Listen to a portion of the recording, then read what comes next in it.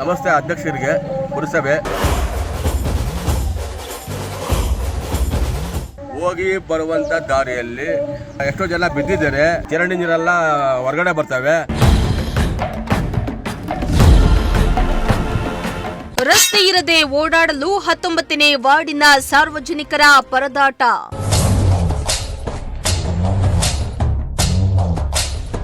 ಅಧಿಕಾರಿಗಳಿಗೆ ಎಷ್ಟೇ ಬಾರಿ ಮನವಿ ಮಾಡಿದ್ರೂ ಡೋಂಟ್ ಕೇರ್.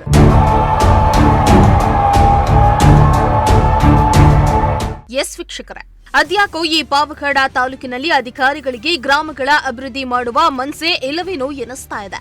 ಶಾಸಕ ಎಚ್.ಬಿ. ವೆಂಕಟೇಶ್ ಅವರೇ, ನೀವು ಒಮ್ಮೆ ಈ ಸುದ್ದಿಯನ್ನ ನೋಡಲೇಬೇಕು. ನಿಮ್ಮ ತಾಲೂಕಿನ ಬಹುತೇಕ ಗ್ರಾಮಗಳ ಸಮಸ್ಯೆಗಳ ಕುರಿತಾಗಿ ನಿಮ್ಮ ಪ್ರಜಾಶಕ್ತಿ ಟಿವಿ ಬೆಂಬಿಡದೆ ಸುದ್ದಿಯನ್ನ ಮಾಡ್ತಾ ಇದೆ.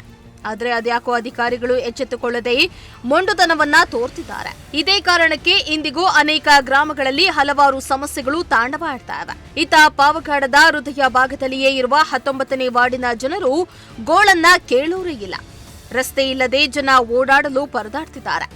ನಮಗೆ ಓಡಾಡಲು ರಸ್ತೆಯನ್ನ ಹುಡುಕಿಕೊಡಿ ಎಂದು ಪ್ರಜಾಶಕ್ತಿ ಮುಂದೆ ತಮ್ಮ ಅಳಲನ್ನ ತೋಡ್ಕೊಂಡಿದ್ದಾರೆ. ಹೌದು, ಪಾವಗಡದ ಗ್ರಾಮಗಳ ಕತೆ ಒಂದು ತರವಾದರೆ ನಗರದ ಹಲವು ವಾರ್ಡ್ಗಳಲ್ಲಿಯೂ ಇಂದಿಗೂ ಹಲವಾರು ಸಮಸ್ಯೆಗಳು ಜ್ವಲಂತ ಸಮಸ್ಯೆಯಾಗಿಯೇ ಉಳಿದುಕೊಂಡಿವೆ. ಇತ್ತ ಹೃದಯ ಭಾಗದ 19ನೇ ವಾರ್ಡ್ನಲ್ಲಿ ಬರುವ ಶಾರದಾ ವಿದ್ಯಾಪೀಠ ಶಾಲೆಯ ಮುಂಭಾಗದಲ್ಲಿರುವ ರಸ್ತೆ ಸಂಪೂರ್ಣ ಹದಗೆಟ್ಟಿದ್ದು, ಪೋಷಕರು ಈ ಶಾಲೆಗೆ ತಮ್ಮ ಮಕ್ಕಳನ್ನ ಬಿಡಲು ಬರ್ತಾರೆ. ಆದರೆ ರಸ್ತೆ ವ್ಯವಸ್ಥೆ ಸರಿ ಇರದೆ ಪರದಾಡುವಂತಾಗಿದೆ.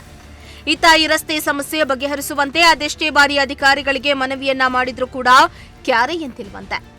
ಇನ್ನು ಪುರಸಭೆಯ ಅಧ್ಯಕ್ಷರ ಗಮನಕ್ಕೂ ತಂದಿದ್ರೂ ಏನೂ ಪ್ರಯೋಜನ ಆಗ್ತಿಲ್ಲ ಎಂದು ಅಧಿಕಾರಿಗಳ ವಿರುದ್ಧ ಸಾರ್ವಜನಿಕರು ಆಕ್ರೋಶವನ್ನ ಹೊರಹಾಕ್ತಿದ್ದಾರೆ. ನಮಸ್ತೆ ಅಧ್ಯಕ್ಷರಿಗೆ ಪುರಸಭೆ, ನಾವು ಇಲ್ಲಿ ಮುತ್ತಲಂಗುಡಿ ಏರಿಯಾದಿಂದ ಬರ್ತಾ ಇದ್ದೀವಿ.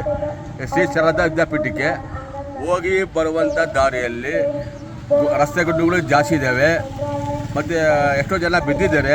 ಮಕ್ಕಳಿಗೆ ಅವಘಡ ಆಗಿದೆ, ಆಸ್ಪತ್ರೆಗೆ ಹೋಗಿದ್ದಾರೆ, ಮತ್ತೆ ಬಿದ್ದಿದ್ದಾರೆ, ಮತ್ತು ಬಿದ್ದಿದ್ದಾರೆ. ಹೆಣ್ಮಕ್ಳು ಎಲ್ಲ ಬರ್ತಾರೆ.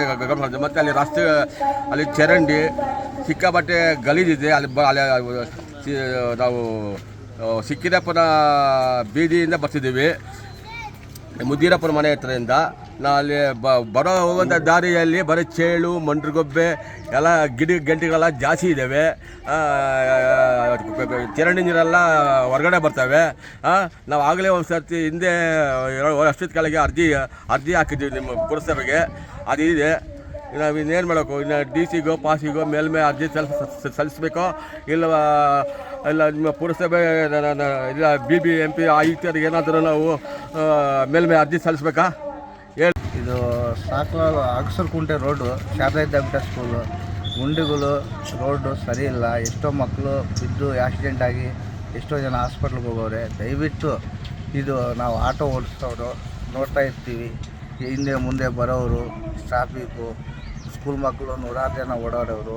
ದಯವಿಟ್ಟು ಇದು ರಸ್ತೆಯನ್ನು ಮಾಡಿಕೊಡೋಕ್ಕೆ ಅನುಕೂಲ ಮಾಡಿಕೊಡಿ. ನಿಮಗೂ ಒಂದು ಹೆಸರಿರುತ್ತೆ.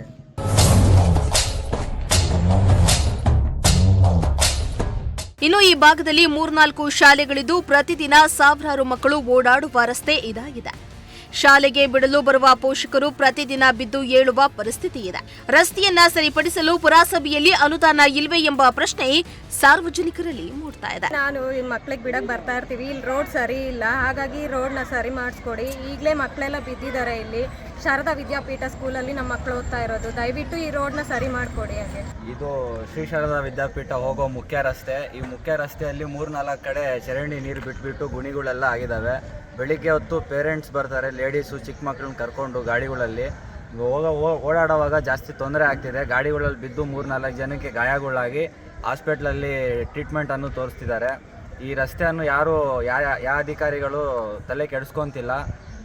ಈ ವಾರ್ಡಿನ ಸದಸ್ಯರಾಗಲಿ ಇಲ್ಲ ಮುನ್ಸಿಪಾಲ್ಟಿ ಅಧಿಕಾರಿಗಳಾಗಲಿ ಈ ರೋಡನ್ನ ಸ್ವಲ್ಪ ಗಮನಕ್ಕೆ ತರಿಸ್ಕೊಂಡು ರೆಡಿ ಮಾಡಿಸ್ಬೇಕಂತ ನಿಮ್ಮಲ್ಲಿ ವಿನಂತಿ. ಹಾಗೂ ಇಲ್ಲಿ ಬೀದಿ ನಾಯಿಗಳು ಜಾಸ್ತಿ ಇದ್ದಾವೆ.